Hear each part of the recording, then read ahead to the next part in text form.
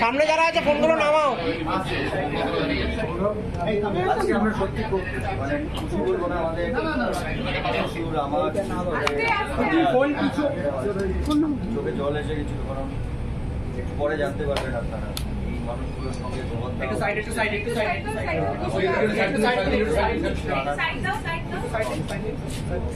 আমার মনে হয় আমরা পরবর্তী ছবিতে ঋতুপর্ণ ঘোষ গান লিখেছিলেন। সবাই বলতেন উনি মেন স্ট্রিম, ঋতুপর্ণ ঘোষ তিনি অন্যরকম ছবি করেন, গান লিখেছিলেন।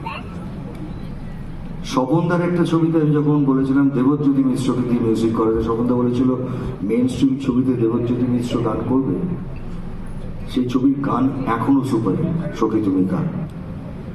এই ইতিহাসগুলো করে দিয়ে গেছে। আমার খুব আনন্দ লাগছে যে এই ছবিতে আমার ছোট ভাই, কিন্তু আমাদেরই সৃজিত মুখার্জি অসাধারণভাবে একটি গান লিখেছেন, গান সুর দিয়েছেন, এবং আমার সৌভাগ্য যে সেই গানটাতে আমি লিপ দিতে পেরেছি। এটা আমার কাছে আর একটা পাওয়া।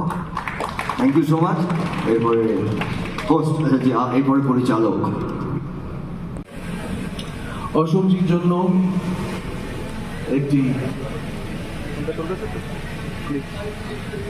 হাসিটা চেঞ্জ হয়নি।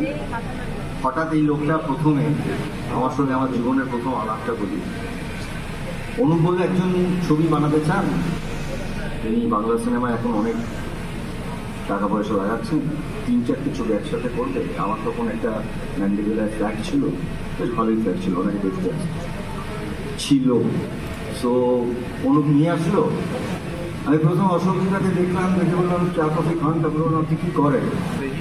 বলে আমি হয়েছে বাংলা ছবি, VHS, VCR। আপনি আমাদের ছবি পাইরেসি করে আপনি সেই টাকা নিয়ে আপনি আমাকে নিয়ে ছবি করবেন? অনুপ আমি এর সাথে ছবি করবো না। 3 মাস লেগেছিল বোঝাতে যে না ওইটা না, ওইটা পাইরেসি করেন না। তখন আমরা না খুব অ্যালার্ট হয়ে থাকতাম যে আমাদের কোনো ছবি যদি বেরিয়ে যায়, আমাদের ছবি VHS রাস্তায় যাচ্ছে পার্লারে। তারপরে অশোকদার সাথে আমার মানে এসকে মুভিজের বোধহয় প্রথম ছবি, তাই তো অফিসিয়ালি। সুতীর্থ গেয়েছে সৃজিতের লেখা সুর করা গানটি।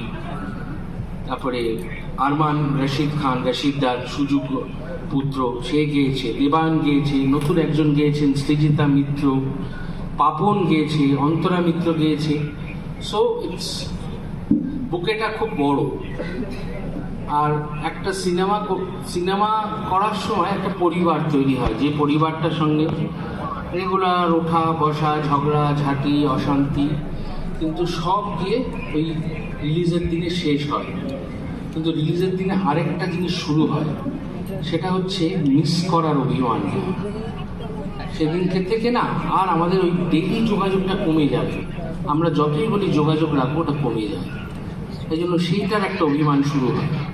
আর অভিমান না থাকলে আমরা এগিয়ে যেতে পারি না।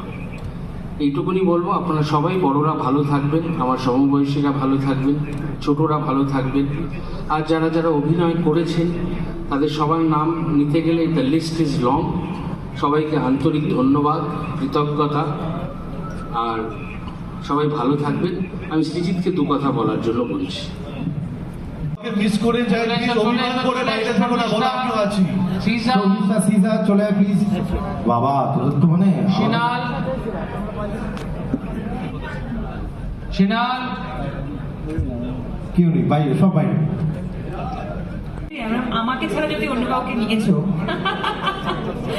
জোকস অ্যাপার্ট, বাট সত্যি যখন ফোনটা পেয়েছিলাম খুব অবাক হয়েছিলাম। এবং ডিউরিং দ্যাট পিরিয়ড মানে ডান্স বাংলা ডান্স করতে করতে আমাদের বন্ডিংটা খুব স্ট্রং হয় এবং আমরা একে অপরের সাথে অনেক কিছু শেয়ার করি। আমি যিশুদাকে অনেকটা চিনতে পারি, যিশুদা আমাকে অনেকটা চিনতে পারে। এবং সেই জায়গা থেকে ওদের যে ওয়াই সো সিরিয়াসের যে জার্নিটা এবং অভিমানের যে জার্নিটা, সেটা এতটাই ক্লোজ টু মাই হার্ট, মানে আমি সেটা হয়তো বাক্যে বোঝাতে পারবো না। তাই আমি চাই শুধু অভিমান নয়, অভিমানের মতো আরো অনেক ভালো ভালো গল্প যেগুলো ওরা আমাদের ইন্ডাস্ট্রিকে দিতে চায়, সেগুলো বছরের পর বছর স্মুথ ওয়েতে, কোনো টেনশন ছাড়া কোনো রকম কোনো মানে কি বলবো বাধা ছাড়া ওরা আমাদেরকে উপহার দিয়ে যেতে পারে, তাতে আমরা মানে আমি থাকি না থাকি, বাট আমি মন থেকে চাই ওয়াই সো সিরিয়াস এবং তোমরা দুজন অনেক অনেক অনেক অনেক বড় জায়গায় যাও। All the best. And of course আমার এখানে কাস্ট অ্যান্ড ক্রিউ আছে সবাই, আমি যাদেরকে দেখতে পাচ্ছি না খুব একটা, কিন্তু আমি বাবাইকে দেখতে পাচ্ছি, who is my most favourite, যে আমাকে লাভ ইউ বাবাই, অ্যান্ড যে আমাদের সবাইকে এত সুন্দর এই যে স্ক্রিনে দেখতে লাগে আমাদেরকে বিকজ অফ হিম। আমি শুধু এটাই বলি যে মানে আমি শুধু